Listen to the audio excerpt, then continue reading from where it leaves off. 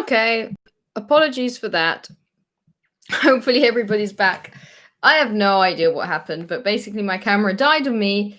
I'm wondering if I can still manage to get your comments back. Aha! I do. I can get them from here. Okay, so I'm going to read them from here. If I'm going to wait for a second for everybody to come back, and then we can keep on from there.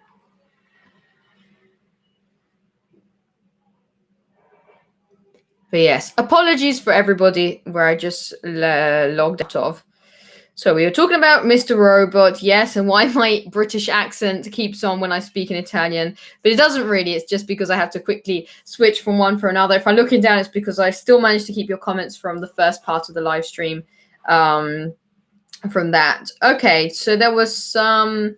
Oh yeah, we were about the drug-related series. When I thought about speaking about drugs, I read that there was like written speaking about drug-related series. What do you think about Breaking Bad? You guys are giving me the difficult questions because I'm not a huge influence when it comes to the big TV series. Before we were talking about Game of Thrones. I'm not into them. So Breaking Bad, I only started watching. I never went on. I'm sorry. I apologize about that. I apologize because you asked me about Mr. Robot and I never finished it. You asked me about Game of Thrones and I only watched like an episode. The Mandalorian, I watched about an episode and a half, and now Breaking Bad. So apologies for that. Then let me just check about the other questions that were left from the other one. Wait. Love from India, Deepak. Thank you so much. Thank you so much for being here. Okay, In the Loop is a great TV show. Darjan, you're giving some very good recommendations. Silvio Marzocchi, ottimo il tuo inglese. Grazie mille. And then buon venerdì sera. Ciao Debbie da Francesco da Brescia. Ciao Francesco da Brescia. What can I say? Bellissima. Thank you so much. A great greet from New York. Hi from New York. I miss New York so much. This was what I was saying is from New York, as well as many other things. Tattoos and Body Information and remind you of Prison Break series. Have you watched it? Same as before. I watched a lot of films. I am great about films.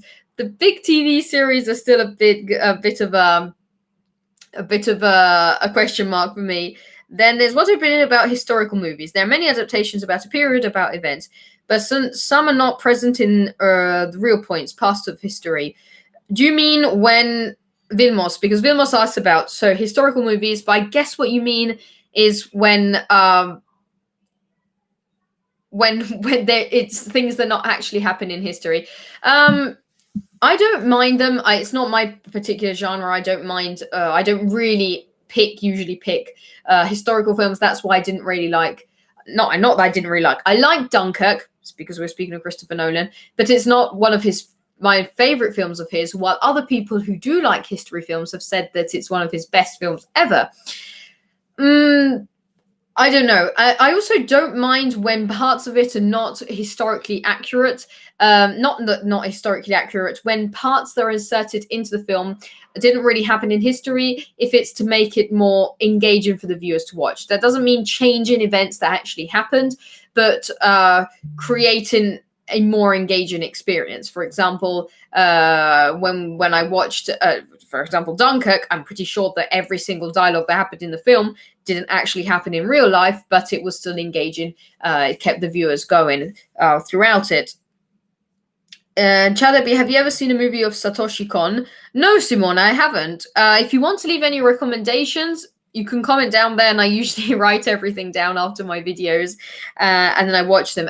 As you've seen in my end of the month videos, a lot of the titles I watched are actually recommendations. A larger film has more space for pixels, like the tanks of cameras. Yeah, basically, because we were speaking about IMAX cameras and film and so on. Every detail can be seen better, and so you can't leave any space for error, let's say. So that's why we're saying about why Christopher Nolan is so picky. My favorite Satoshi Kon movie is Paprika. So that first recommendation. Christopher Nolan movie Inception, borrowed from the movie Paprika. Okay, so that's why everybody's recommending this. I'm going to screenshot that so I can keep it. No, didn't want to do that. I'm going to screenshot that so I can watch it. Because I always end up watching these recommendations. Whoever you want, I will book for you. Ari Aster, I'm not familiar with him, but so I will benefit from your knowledge. Ari Aster is the genius mind behind films like Midsommar and Hereditary, as well as a very controversial short film, which I can't remember. It's something like Keeping Up with the Johnsons, Meet the Johnsons, something like that, which sounds like a a very happy family film, but which is really creepy. I'll be very happy to speak about him too. Buffering, now you should have left your camera alone. Yeah, it was completely. This happened once on Twitch when basically it just completely goes out of focus. It's because I was drinking my water, and then it will not focus back. And the only way by doing it on Twitch is by just restarting it. Didn't work on YouTube. Same as at the beginning when I wanted to start streaming here. I was like, you know what? I'm going to set it up like Twitch. I'm going to have my green screen behind so I can show you all the different films I'm talking about. We can watch some trailers. But no, it wasn't that simple. It wouldn't read my stream key. I don't know what it wasn't doing. So, and then I think we got to the end of that. Why is streaming so difficult? Yes. Yeah. Debbie, let me get back into focus. Why is streaming so difficult? Yeah, if you've ever tried to stream anything that's not from your phone, if you've ever tried to do a live stream from like your computer through like OBS or Streamlabs or anything, you will realize how hard it is. It's pretty frustrating at the beginning. Now, some websites are obviously more intuitive, but when I first started on Twitch, as if I'd been doing it for years, but when I first started on Twitch, it was an absolute nightmare. There was no way of figuring out how anything worked, because basically you don't just switch on the camera and start recording. You've got to go through an external program and set up everything from there, which is extremely complicated, and then get it back into like onto the actual website. Anyway, but I think we caught up with most of the comments. So it was a knife cliffhanger with a drug act break. Never seen it, never watched it. I don't know. It was one of probably the films or series we were talking about at the beginning. Are you Sardinian? I'm Sardinian too, but slow down, please. Yeah, I was sorry, Marco. I was trying to catch up. I will slow down. I was trying to catch up with all the questions from before we started this new live. Am I Sardinian? So basically, my dad is Sardinian. That's why my surname is a Sardinian surname. But I've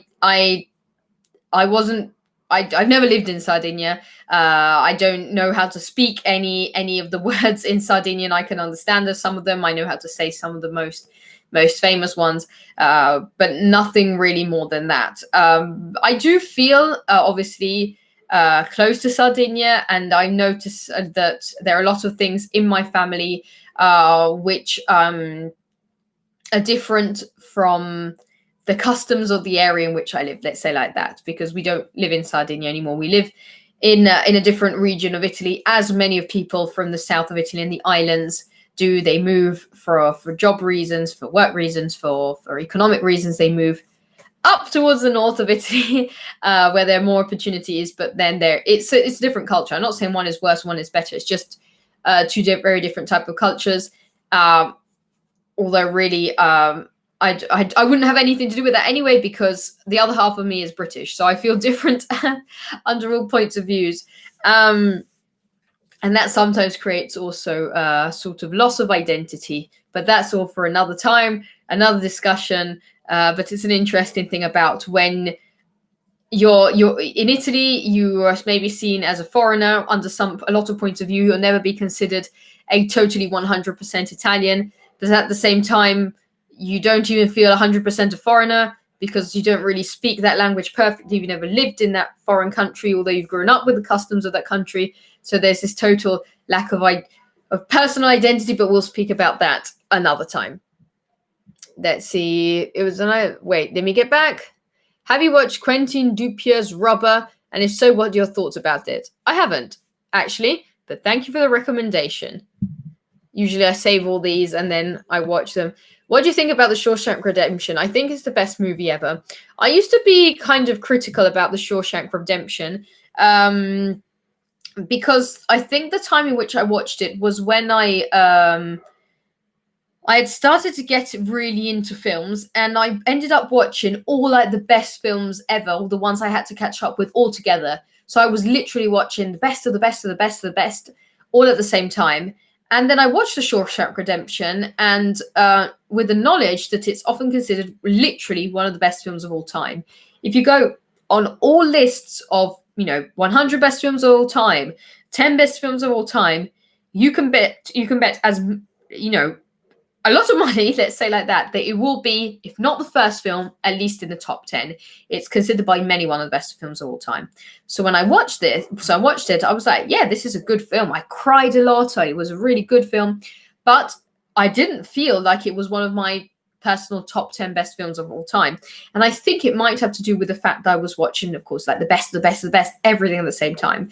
And then I was in America, and I was living in America at the time, just after I'd watched it, and I was speaking to somebody who absolutely loved The Shawshank Redemption. He was saying, "Are you absolutely insane? How can you not think that Shawshank Redemption is one of the best films of all time?" And that was the first time somebody actually said it to my face, and I was like, yeah, because it actually is a good film.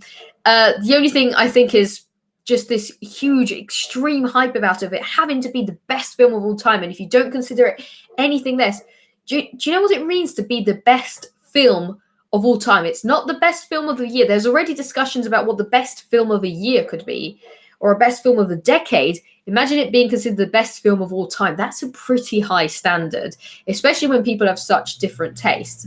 So the only reason I can put behind why I didn't feel so hyped by it was the fact that maybe I was watching so much good stuff at the time that it was just like, okay, yeah, just bring on the next good film. Oh yeah, this is a good one. Okay, bring on the next one. Oh, this was also good. That might be the reason. But yes, I really enjoyed it. I cried a lot. I found it pretty interesting and pretty cryptical, I must say. I left it with more questions than started. Richard, glad you fixed it. Yes, I'm glad too. For a moment, I panicked. I was like, oh no, I lost everybody. Hold up a white piece of paper. It's a trick that works for me. Yeah, that could be, because I usually, I'm not going to do it now, otherwise it will stop again. But I usually cover it, and then when I bring back, it seems to focus. But I have no idea. It's done this on Twitch before, where there was no way of getting it back to focus, and the only thing is by restarted. CSE Gamer asks, do you speak Italian? Yes, I am half Italian. I live in Italy, so I do speak Italian. If you are Italian, you want to leave a comment in Italian, that's fine. I can read it, and I'll answer in English unless you specifically ask and say, could you please answer in Italian?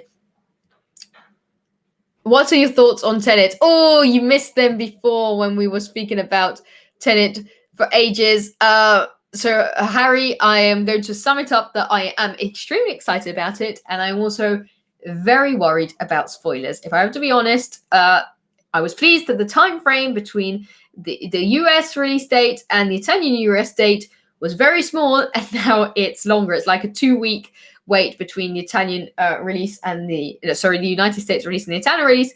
So if in those 2 weeks you don't really see me on social media, you don't see me sharing that much, there is a reason. I will post videos, I'll do everything, but I won't really be reading. I'm so scared about that. Satoshi Kon animation films perfectly been that is a lot. Paprika. He also made 13 episode animation series named Paranoia Agent. So a lot of people were speaking about Satoshi Kon, so I guess this is somebody who I feel very ignorant about this, but somebody I have to catch up with. By the way, in one of my latest Twitch streams, by one of the latest, I mean like something like a month and a half ago, it was like during the lockdown, we were speaking about how I consider myself somebody who knows, quite a lot about cinema because I just watch a lot of cinema. I watch a lot of films. But the more I watch, especially during the lockdown, when I caught up, I watched like 150 films, something like that, during the lockdown. And I'm not even exaggerating when I say this. And I realized that out of these 150 films, more or less, there were a lot of them which I absolutely loved, and I was like, how could I have never seen that before? So now when that happened, I thought, Now, what am I missing? What haven't I seen yet? And I started to realize maybe I don't really know that much about cinema. People are coming up with new films and new names of directors, and they said, "How don't you know of this guy? You absolutely have to watch it." And then I watched, and I realized I discover a whole new world. Recently, I watched a few films by Wong Kar-wai or Wong Kar-wai. I don't know what the correct pronunciation is. He's the director of like Chongqing Express, Fallen Angels, like films from the 90s, and I absolutely loved them. I absolutely adored these films. And then I found out that he's a pretty famous director in the sort of hipster Tumblr scene. He's actually considered like, he's a bit of a meme on Reddit for like, oh yeah, have you ever heard of Wong Kar-wai? He's so niche. And I was like, I actually did that like 2 weeks ago. I was like, you know what? I really recommend Wong Kar-wai. And people are like, yeah, we've been hearing about him for the last 20 years. Thank you. So yes, all these recommendations are really good for me because I'm learning so much more. I actually recently went back, and I don't know why my neighbors are doing all this noise. Kindly presented by noisy neighbors. What did I want to say? Oh yeah, I actually was going back the other day through like the Instagram stories. They stay like in an archive on Instagram, and you can go back and see what you posted. And I was looking for a specific story, and I came up on this story I'd made about, it was this meme in which this guy was saying about like Korean films. Oh, is it the first time that you're watching Korean films? Like it was like an American person watching a Korean film, and then the rest of the world saying, "Oh, first time." And then I realized, like months later, I was like, I didn't actually watch that many Korean films in my life. I only watched a few, and I already was feeling, oh, I'm so international and into like this really niche cinema. And then the rest of the world is like, yeah, we've been too for the, I don't know, the rest of our, like all of our lives. So I'm always, all of that summed up to say, I'm always trying to catch up with more films. And luckily, you guys always give me some great recommendations. Favorite albums, they're quite a lot. I don't actually, I'm not one of those people who like sit through a whole album. Although I do enjoy like quite a few of the Guns N' Roses albums, and the only album I can basically sing nearly all the songs from, not even because they actually mixed from different albums, but like old Lily Allen songs. But I'm not one of those people who like go and buy the actual one album, apart from this one really, and will sit through and listen from like 1 to 1 to 12 or whatever. I like listening to different songs for different albums. Obviously, I love, like old albums for like Pink Floyd, and then there's Guns N' Roses, but it's very generic because then I listen to all different songs. It's usually on Spotify. Like I go through on Spotify through all different genres and playlists. So yeah, I guess it would be more playlists than albums if you put it like that. I hope everybody's not just shaking their head like, geez, just quote an album, woman. Do you have a Letterboxd account to share with me? I do have a Letterboxd account. It's literally just my name and surname, so debbiesanna, but I think I reviewed maybe one film in it. The only reason I don't really use it is because you literally have to sit and write a whole review. You can just put just stars on a film. But basically, Letterboxd is a social media. It's not even really a social media. It's an app where you can basically, or a website where you can basically rate films and also write your own review. And I really don't want to write a review every time for the films, so I basically just put like stars on some of the films. Last name is actually Santini. My family comes from Tuscany. All right, now that's a new thing. In fact, as soon as I saw Santini, I was like, that's definitely an Italian surname. Actually, when I used to live over in the United States, so many people had Italian last names, and they always had like a different story. Like, oh, my family comes from this and this really small town in the south of Italy, and this family comes from this really small town in Sicily. And there may be little towns that we know of, and we're like, and now you're here in New York or New Jersey, and so on. Try watching the movie Jallikattu. It's a Malayalam language. Malayalam language, one of the Indian language movies. A while ago, Ari Aster also tweeted about this movie, how he absolutely loved it. Now, Ari Aster tweeting about a movie that's a pretty good recommendation. I'm going to keep this chat. I screenshotted the last chat because I don't know if it's saved after the whole thing crashed. But I know that it stays after, so I can go and watch everything. By the way, thank you for your recommendation of Super Deluxe. I don't want to say them wrong. I absolutely love that film. I spoke about it in my not this last video of what I watched in the month, the one before. And a lot of people actually said this was so overrated at the Oscars because I could definitely see not a victory, but at least a nomination for foreign film, or even like cinematography. There was some really good scenes in that. Devi, tifi per qualche squadra della Premier League. So Edo asks if I'm a fan of any specific football team. Nope, unfortunately not. I don't really follow football. I don't mind it, but I don't really follow it. Or Serie A. I do watch Milan matches just in support of people close to me who are fans of AC Milan. I do watch some of those matches, but I'm not a particular fan of football in general. Shawshank is a film that any storyteller or film enthusiast needs to watch. Yeah, it's just such a huge film under so many points of view. And I think one of the main aspects, I don't really want to spoil anything, but it's that it's not a film that you'd imagine to have an unexpected ending, for which I think has an unexpected ending. Like a lot of things you expect them, but then there's one big thing that you would not expect. And I'm definitely not spoiling anything here, but it's not the kind of film where you'd expect that kind of ending. That's what I want to say. Three Idiots made me cry a lot. Yeah, Three Idiots actually had one scene, which again, no spoilers, but the scene in which they see something big and nasty happen outside a window. And I was definitely not expecting that. And it made me realize how it's both a comedic film, but which also has a very deep and important message behind that. There's actually a very cringeworthy review of mine over on my channel of Three Idiots. Back at the time, some of my reviews are absolutely terrible to watch. I was so nervous making them back at the time. But yes, if you want to watch that, I do have a Three Idiots review. Shawshank was great, but not the best. I prefer The Godfather. Yeah, Shawshank, the Shawshank Redemption and the Godfather trilogy, especially the first film, are very often interchangeable on the top of the best lists of best films of all time. It's always first or second or third. They're always up there. Views on 4 more Avatar movies announced. I hope that's a joke because I really can't imagine 4 more Avatar movies. I don't know if you know how critical I've always been on the Avatar film. I just can't. No.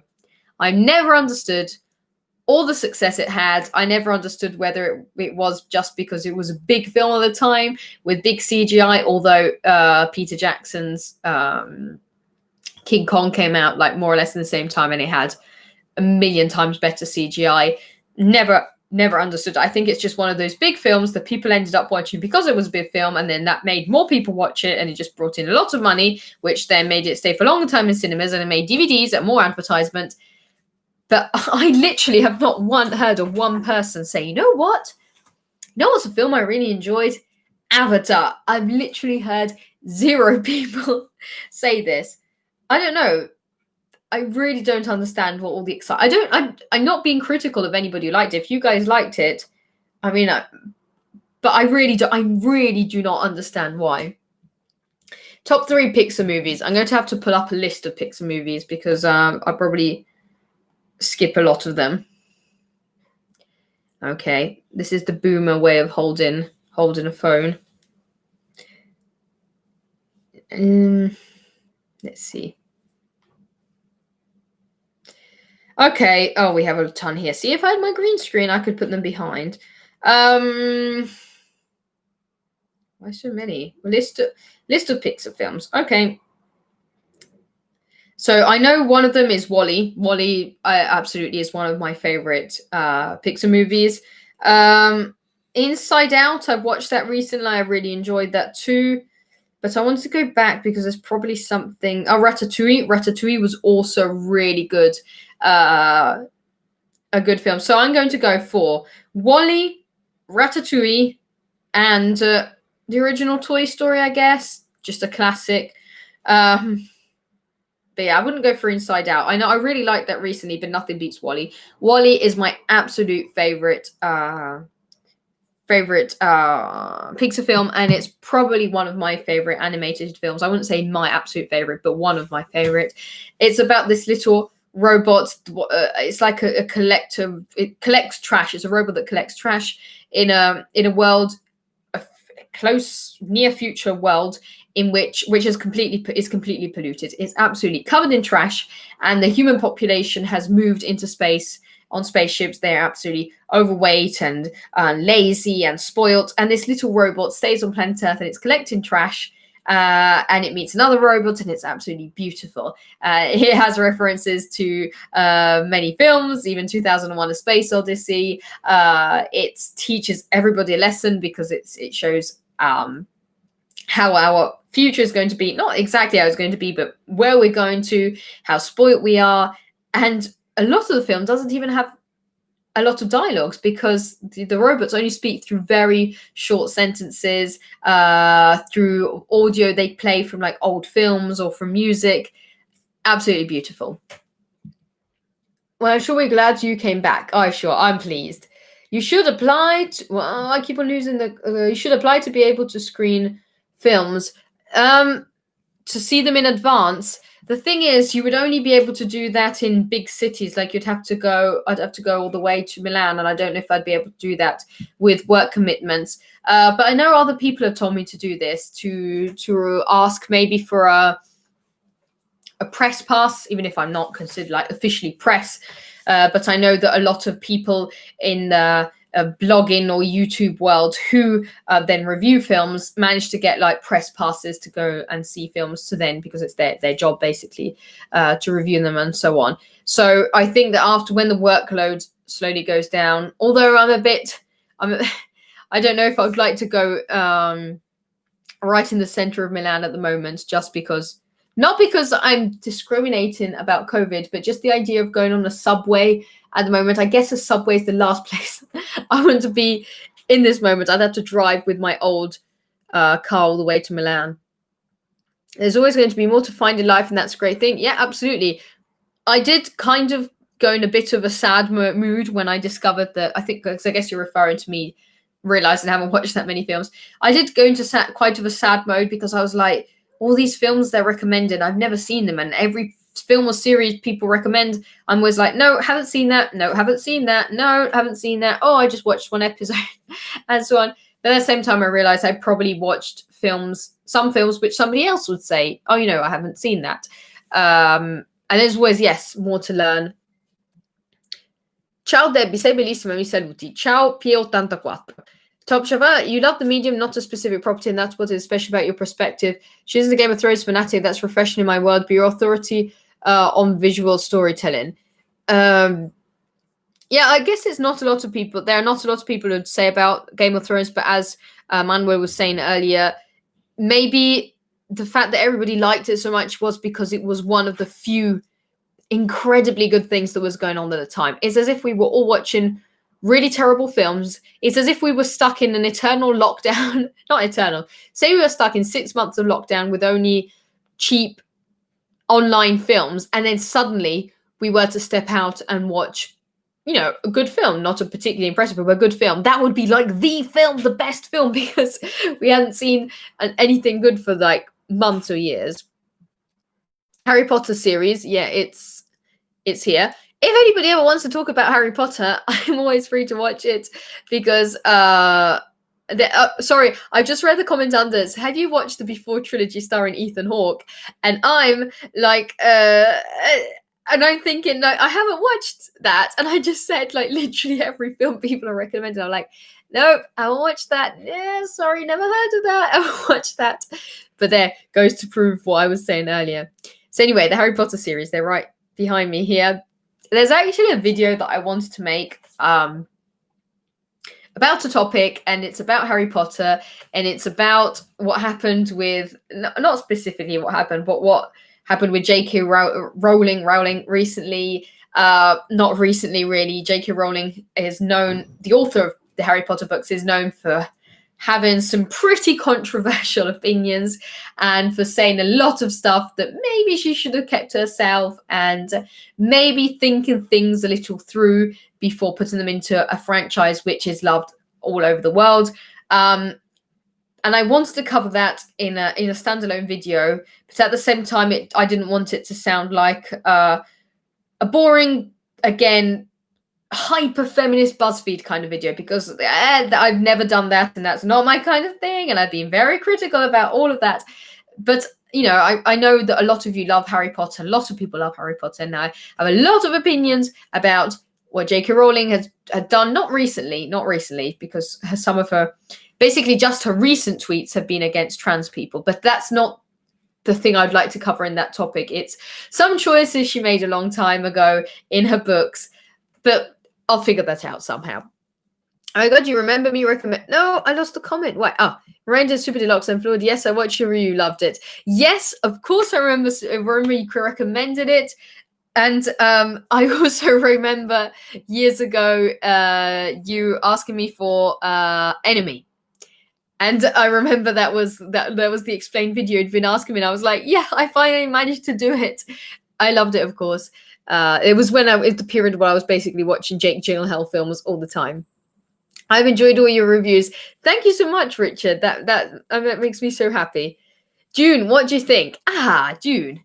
That's another video that I would like to make. I am excited about Dune. I am reading the book. So I'm not one of those people who are like, oh yeah, I'm a super fan of the Dune book, because I never watched it, never read it. So I am reading it. I have it on my Kindle there. And I'm trying to watch it. I'm trying to read it before the film comes out. And Dune is basically one of the films with the biggest cast at the moment. Think of anybody huge in the film industry at the moment, that person's in the cast. Let me just put up some names just so you realize. Not that it means anything when there's a huge cast in it, but usually it's pretty interesting. So the cast of Dune includes Timothée Chalamet, Zendaya, Rebecca Ferguson, Oscar Isaac, Jason Momoa, Dave Bautista, Stellan Skarsgård, Josh Brolin, Javier Bardem, David Dastmalchian, I can never pronounce his name. There are more people, but I think it's over here. I need to have the complete list. But yeah, basically anybody you can think of. Jason Momoa, Javier Bardem, I think I said them. But it's a huge film by Denis Villeneuve, who you know is also a director I absolutely adore. Again, a bit of a meme director. People are like, oh, you know, I'm really into like artsy films. Have you ever heard of Christopher Nolan and Denis Villeneuve? But no, he's a great director, and I'm extremely excited about Dune. And I am reading the book, and I did plan on making a video sometime before. I have all these plans in my mind, but obviously then work and out of the lockdown happened. Fortunately, we got out and we were back to work. Ciao, no, where are the comments? Ciao, Stefano. Avatar was a technological accomplishment to more than storytelling feat. Yeah, I guess a lot of people were overwhelmed about it because of that. Then it was suddenly this huge use of CGI in this out-of-the-world environment. But then at the same time, so when was Avatar released? Was it 2006, something like that? More or less. Let me have a look. It was released when... Oh, 2009, sorry. And just a few years earlier, I think it was 2005, Peter Jackson's King Kong was released. And if you watch that, the effects are absolutely breathtaking. We're speaking about every single strand of hair on King Kong's body just moving perfectly. His interactions he has with the other characters are absolutely mesmerizing. So when Avatar came out, not quite a few years later, but in film years, that's quite a long time, like 4 years, something like that later, that CGI to me didn't seem so fantastic. I don't know. Maybe I was being too spoiled. Martino, ciao. Ciao da Francesco, sto provando a imparare inglese ascoltandoli. Ti dirò se passerò l'esame.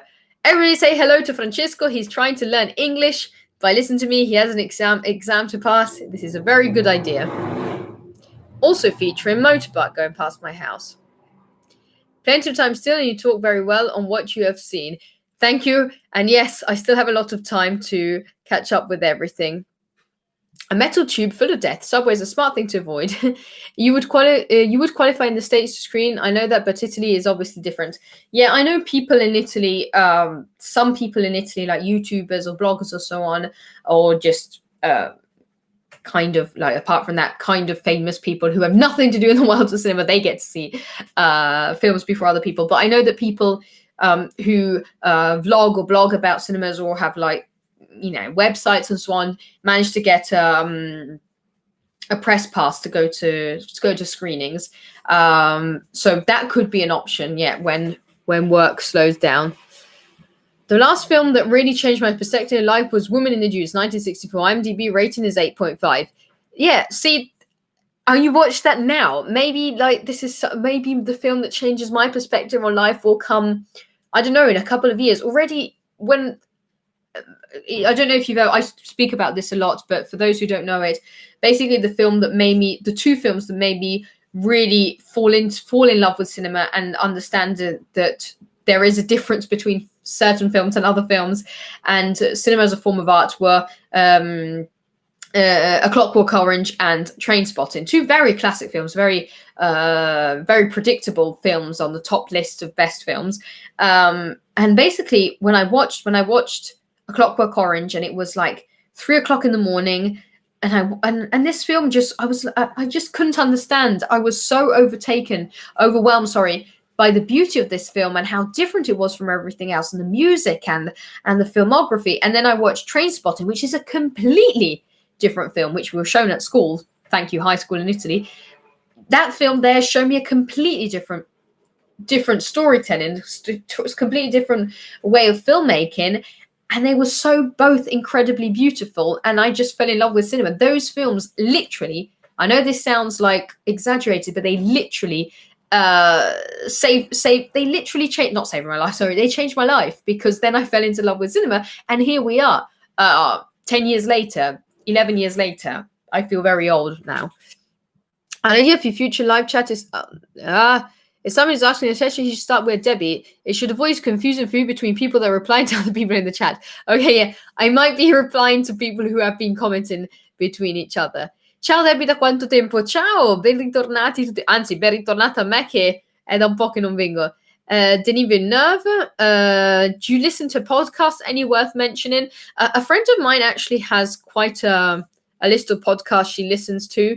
And she's always telling me, you should listen to this podcast. You should listen to this podcast in the car, maybe while I'm driving, or maybe while I'm even like running. But no, I don't particularly listen to any podcasts. I sometimes listen to films. Some older films I've seen a lot of times. I sometimes listen to them while I'm like cleaning around the house. I put them in the background because I can remember the scene so well that I just enjoy listening to it again. Danny DeVito is the villain in Dune. Is that true? I don't know. Because if even he's in it, the cast is just like bigger and bigger and bigger and bigger. What do you think about Lynch's Dune? I haven't seen the old Dune, sorry, because I only got to read the book now. I'm starting to read the book now, knowing that this film would come out. I already did this a couple of times with some recent films where I would like discover it years after everybody and have to like go and read the book to know something about it. The last time this happened was actually about 2 years ago when do I have it here? When how's it called? Ready Player One. Ready Player One was supposed to come out, and everybody's like, "Oh my god, Ready Player One! I absolutely love the book." And I was like, "I've never heard of this. I'm totally ignorant again." People think I know so much, but in reality, I don't actually know that much. And so I read the book, and I absolutely adored it. And it's quite a big book. Like I got it off of eBay, and it was like a small version, but it was like a little Bible. And I had a very big. It was when I was working in America. I was working in New Jersey, and so I didn't really have that much time on hand. So I would carry this book around me, and every half an hour free that I would have, like I would have to drive a lot to places and then wait at these places. And while I was waiting, I'd have like half an hour, 45 minutes. I would read like a few chapters, and then, I absolutely loved it. And then I went to see Ready Player One in cinemas in America. So every now and again now, when new films come out, I like to try and catch up with the book. Hopefully you can't hear all just the crickets. They're literally outside my window right now. Oh, thank you so much, Top Shelf Founder. That's so kind of you. Thank you. I'm so excited and looking forward to when we will speak, whether it will be about Ari Aster, whether it will be about Fincher, whether it will be about Denis Villeneuve. I'm available. If we want to chat, we can chat about all of them. But I always recommend Ari Aster. That could be a good one. Let me see. Wait, because I keep on losing the comments. Oh yeah, well, we were saying, as Nolan stated, CGI doesn't age well, and Avatar is case. Yeah, I assume that if in a few years when we'll look back on Interstellar and Inception and all these good. No, not even, because say like the CGI. There's this CGI, of course, even in Interstellar. We'll look back on that and we'll think, oh, Jack, that's so bad. One of the few films which I think has aged really well, the CGI has aged really well, is The Lord of the Rings. If you look back at The Lord of the Rings and you realize that they started working, like officially, like physically started working on these films, apart from the ideas and the adaptation from the book, they were in the works on this at the end of the 90s. And you look at the CGI and you think, okay, it is bad because compared to what we have now, it does look kind of cheap. But at the same time, you think that's end of the 90s CGI, and it's incredible. It's really good. And so that's one of the few films that I look back and I think those are really, really good digital effects. But yes, a lot of times it does obviously then age badly because of like all new technology and so on. I mean, even just practical effects themselves, if you think like back in Star Wars when they used to use just random objects for the props on scene, like these just regular boxes to do as objects.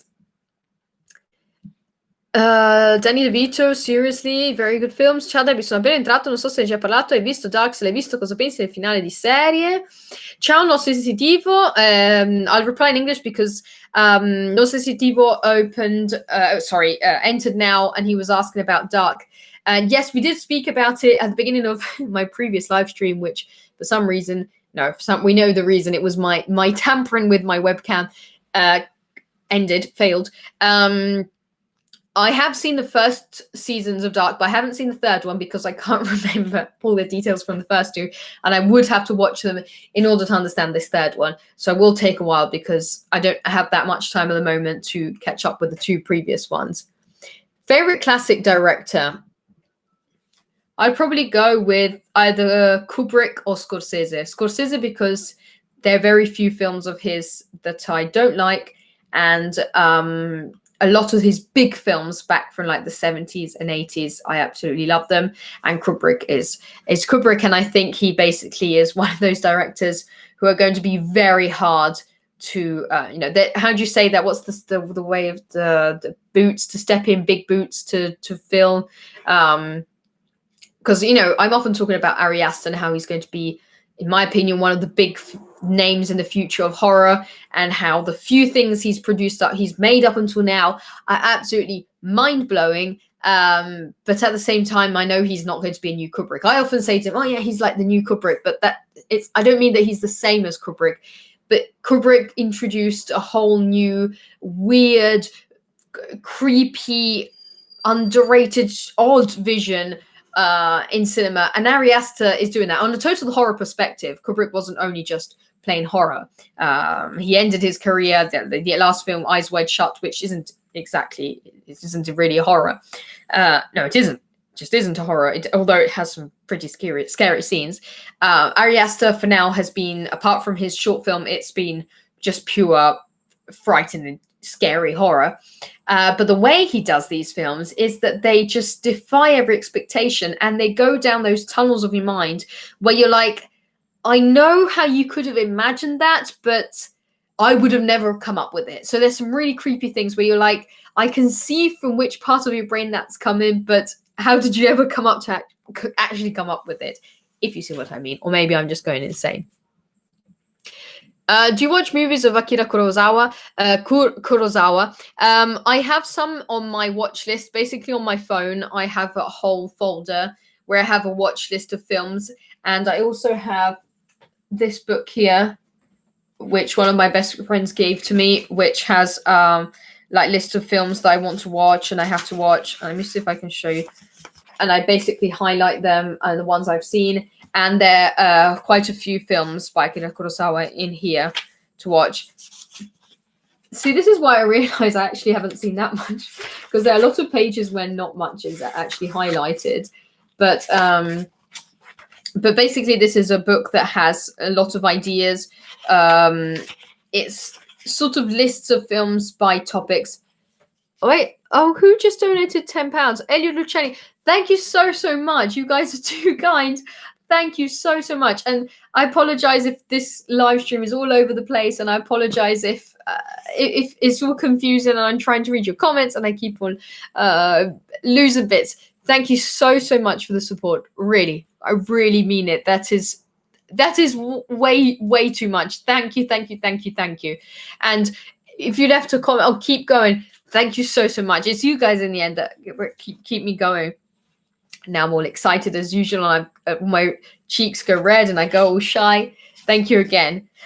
So basically, this is a book that my friend gave me, and it basically has at the beginning, it has, you know, all the like best films of all times, and it starts from like 1922 with Nosferatu, and then it goes on, and then it goes on with different. I wanted to show you like some different topics that it had. So it goes like films about food, and where was it? Oh yeah, films about drinks, and censored films, or films with like the best kisses, and then the best films out of each genre. So if I go to the end, obviously there's no way I'm going to be able to show you this, but then it goes like into like music films, and then political films, and horror, and what was it? Oh, fantasy.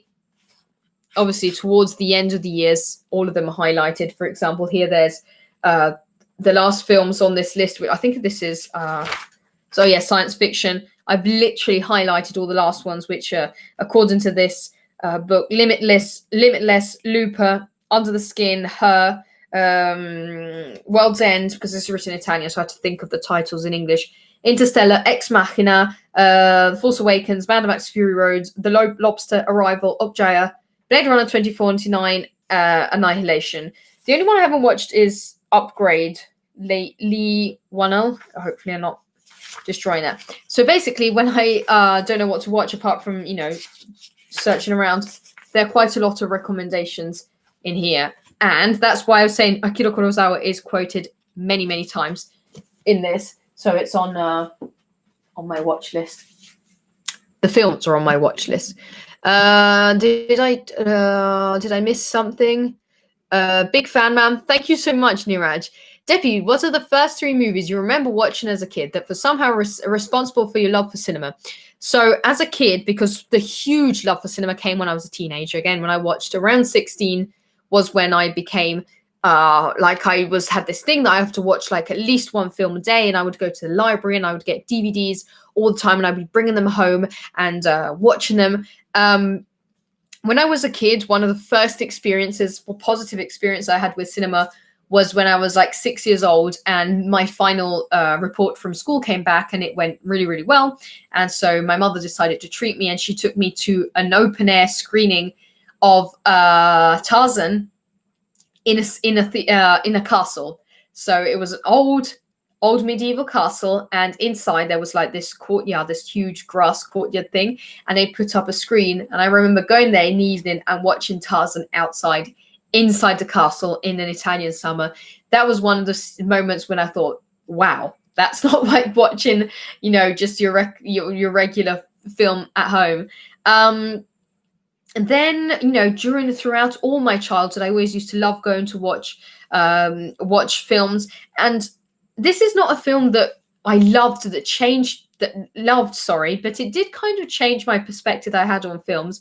And that is Transamerica. It's a very weird film, not because of the topics, but just because it's really random. And it's about this kid, this teenager kid, who goes on a journey, and his father is a transsexual woman, and so he goes through a lot of thoughts, because obviously this is a big thing and new thing in his life. And that film was just a random film I picked up in the library, and obviously it was a library of a very small, I wouldn't say closed-minded town, but one of those towns in which this is not the first pick of a film, if you see what I mean. This was like 10 years ago, and when, it's not like the internet wasn't there. But it wasn't, young people didn't have the same access to this was more than 10 years ago. This was maybe like 12, 13 years ago.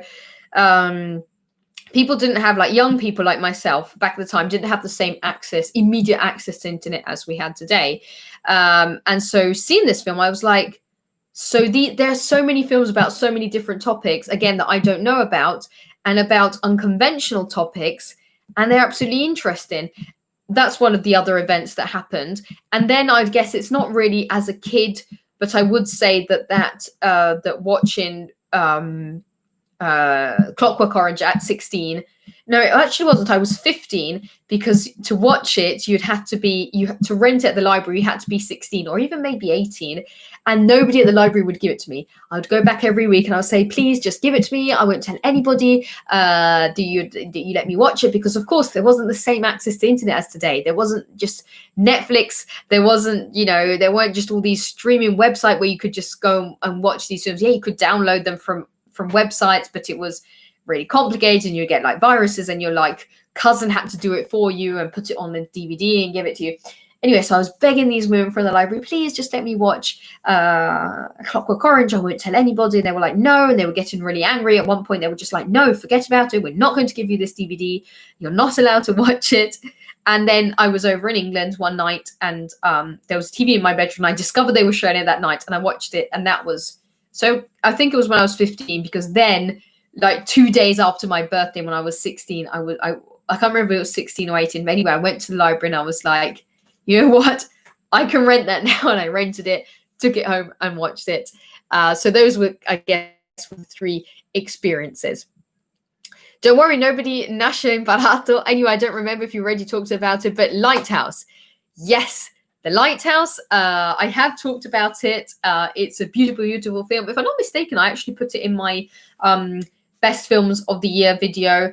I think it was a very snubbed film at this year's Film Awards. I don't know why Robert Pattinson absolutely wasn't acknowledged. I know I talk a lot about Robert Pattinson because of his memeing background, and I've talked about him and his relationship with cinema after Twilight, and of how he's been snobbed because of his past and how he's managed to be reborn from the ashes. The Lighthouse is a beautiful, beautiful film. It has a wonderful cinematography. I think both Willem Dafoe and sorry, I'm just going to put my phone in airplane mode. Both Willem Dafoe and Robert Pattinson were absolutely incredible. If you haven't seen it, I absolutely recommend. I know that in the United States it should be available on Amazon Prime. Otherwise, you can find it to rent it on various websites. It's visual effects versus CGI. So using tech, Lord of the Rings uses visual effects to enhance landscape. So it isn't the primary visual, it's enhancement, so it ages better. Well, I can understand that makes more sense. I guess if you have a more technical insight into it, that makes more sense. So it wouldn't be. But then, for example, landscapes, I can understand it. Landscapes, I can understand that it's just enhanced. But all the creatures in the Lord of the Rings, like the dragons and so on, and the ghosts, well, were a bit like cringeworthy. But all the extra, creatures and elements and the Nazgul, those really aged well. That's why I can't understand, because it's such an old film. Think about it. That's like 20 years ago. Wait, I lost the comments again. Favorite badass characters. That's a pretty widespread question. I'd have to think of of quite a few of them. Lately, these days, I was thinking back of Django because somebody the other day showed me a place and they said, you know, this looks like when Django arrives from that long road towards this huge villa. And then from that day, of everything I've been thinking about was back to Django. And Django is a badass character. Come on, everything he does. But I wouldn't say, and now I wouldn't have to, I don't want to say that is like my favorite badass character, but he is one of the badass characters I've been thinking about lately. We have Kubrick this coming week on the series. Very good topic to speak about. You're answering our questions. It's perfect. Oh, thank you, because I was wondering, maybe I'm answering questions that you guys are answering. Great channel. Thank you so much. Yes, do you watch other reviewers like Jeremy Jahns and Chris Stuckman? I don't really watch Jeremy Jahns' videos. I do watch some of Chris Stuckman's videos. You know who I used to watch years and years ago before he kind of went down a very different path? I used to watch Bobby Burns. Bobby Burns was a guy who he loves cinema. He's very young. He loves cinema, and he used to do a lot of videos that were all related to cinema. So he'd make like stop motion videos, and he'd speak about films he enjoyed. But the way he'd speak about it was in a very unpretentious manner, which is what I like to do. I like to say to you guys, I don't really know much about this guy. I don't really know much about this director. Let's speak about it. I can learn from you. Sometimes some reviewers are sort of, here, this is not saying Chris or Jeremy Jahns, I'm just saying in general, they're sort of like, here you go. That's my opinion about this topic. You're welcome. You don't have to watch it because this is trash, or watch it because this is really good. Instead, Bobby Burns would also, I can remember this scene stuck in my mind for so long. He was explaining what he enjoyed about one of the the Star Wars films about the time. I really don't know which one he was talking about, but what he wanted to describe was the way in which the camera would come in on the side, and it would sort of go around. And the way he described it was literally like this. So there's the camera, and it comes in the side, and it whooshes around the character, and it goes over on the other side.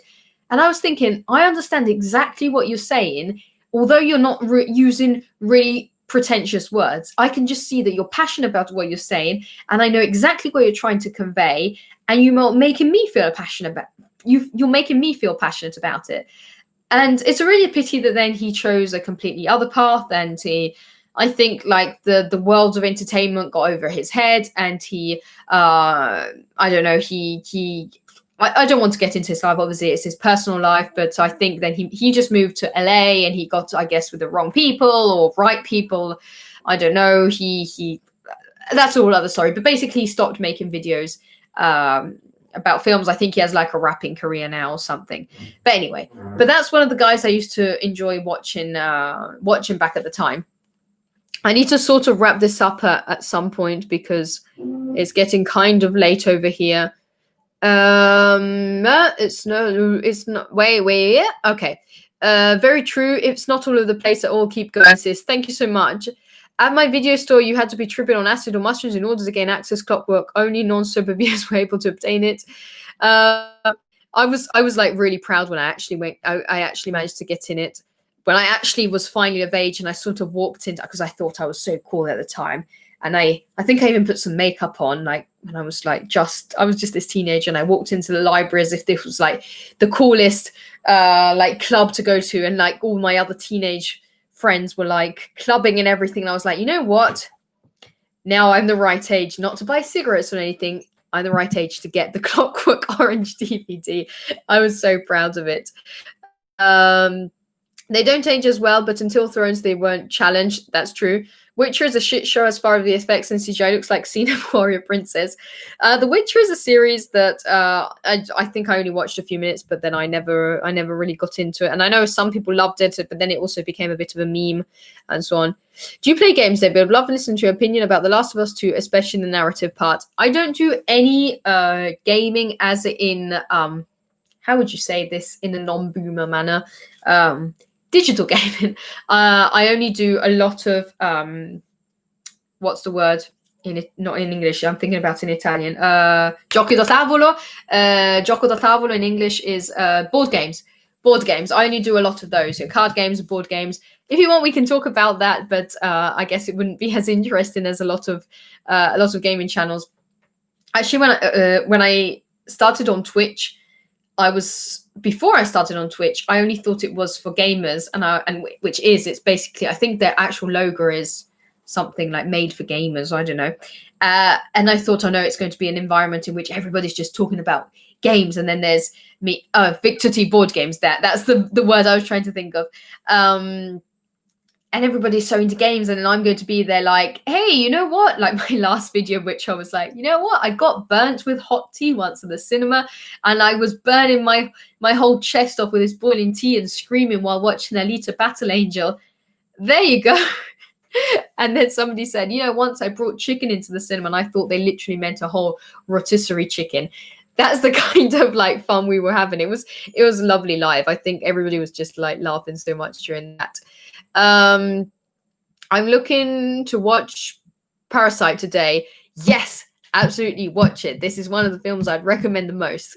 I'm going to read the last comments and I'm going to start wrapping up. And thank you again so much for everybody that joined. Did you remember that? It was hilarious. Yeah, that live stream was pretty funny.